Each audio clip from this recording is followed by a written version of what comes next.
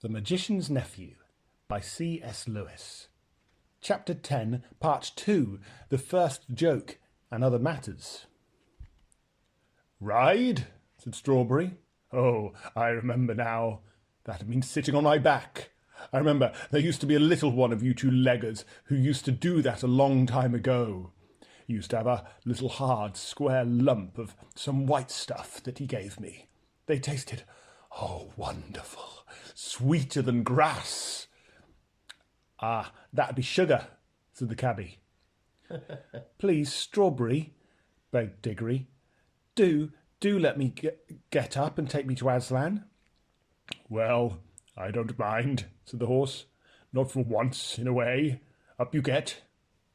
"Good old Strawberry," said the cabbie. "Here, young'un, I'll give you a lift." Diggory was soon on Strawberry's back, and quite comfortable, for he had ridden bareback before on his own pony. "Now, do gee up, Strawberry," he said. "You don't happen to have a bit of that white stuff about you, I suppose?" said the horse. "No, I'm afraid I haven't," said Diggory. "Well, it can't be helped," said Strawberry, and off they went.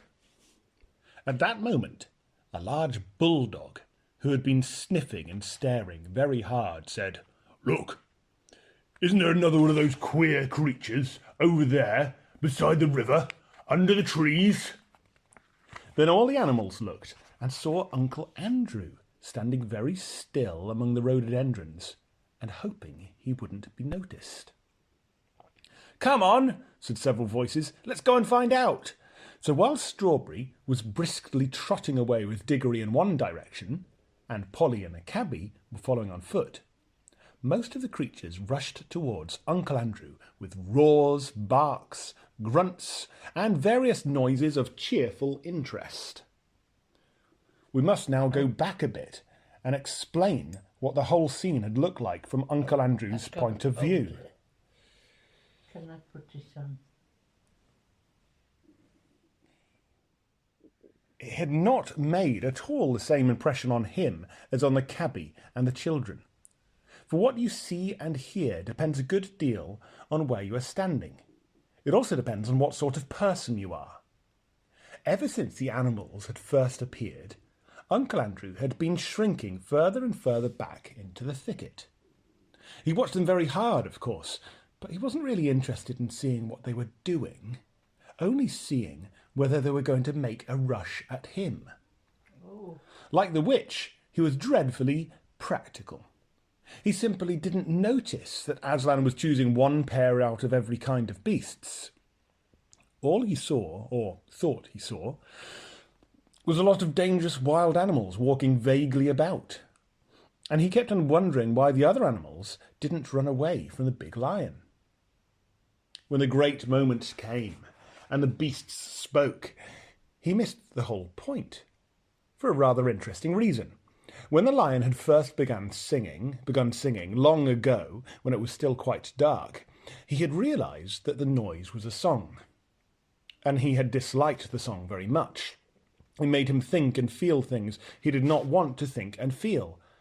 Then, when the sun rose, and he saw that the singer was a lion, only a lion, he said to himself, he tried his hardest to make believe that it wasn't singing and had never been singing, only roaring, as any lion might do in any zoo in our world. "Of course, it can't really have been singing," he thought. "I must have imagined it. I've been letting my nerves get out of order. Who ever heard of a lion singing?"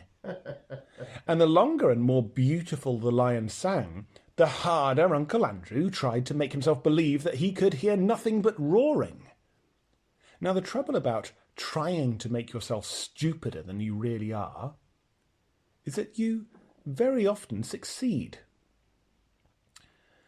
Uncle Andrew did. He did hear nothing, but he soon did hear nothing but roaring in Aslan's song. Soon he couldn't have heard anything else if he had wanted to. And when at last the lion spoke and said, "Narnia, awake!" he didn't hear any words. He only heard a snarl.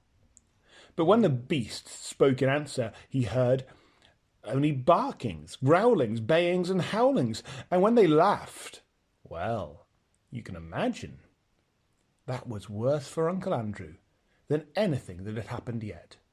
Such a horrid, bloodthirsty din of hungry and angry brutes he had never heard in all his life.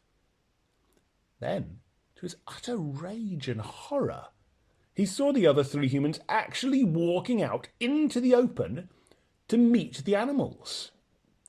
The fools, he said to himself. Now those brutes will eat the rings along with the children, and I'll never be able to get home again.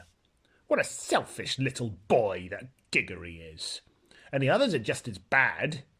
If they want to throw away their own lives, that's their business. But what about me? They don't seem to think about me. No one thinks of me. Finally, when a whole crowd of animals came rushing towards him, he turned and ran for his life. And now anyone could see that the heir of that young world was really doing the old gentleman good. In London, he had been far too old to run. Now he ran at a speed which would have made him certain to win the 100 yards race at any prep school in England. His coat-tails flying out behind him were a fine sight, but of course it was no use. Many of the animals behind him were swift ones. It was the first run they had ever taken in their lives, and they were all longing to use their new muscles. "After him! After him!" they shouted. "Perhaps that's the Neville!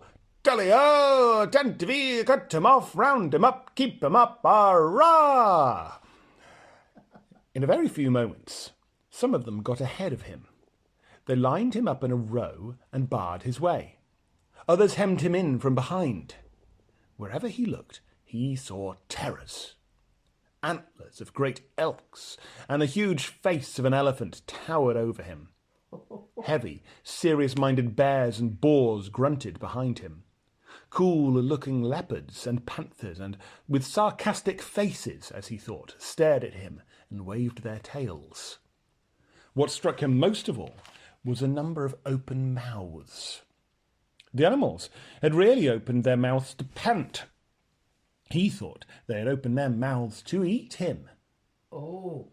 Uncle Andrew stood trembling and swaying this way and that.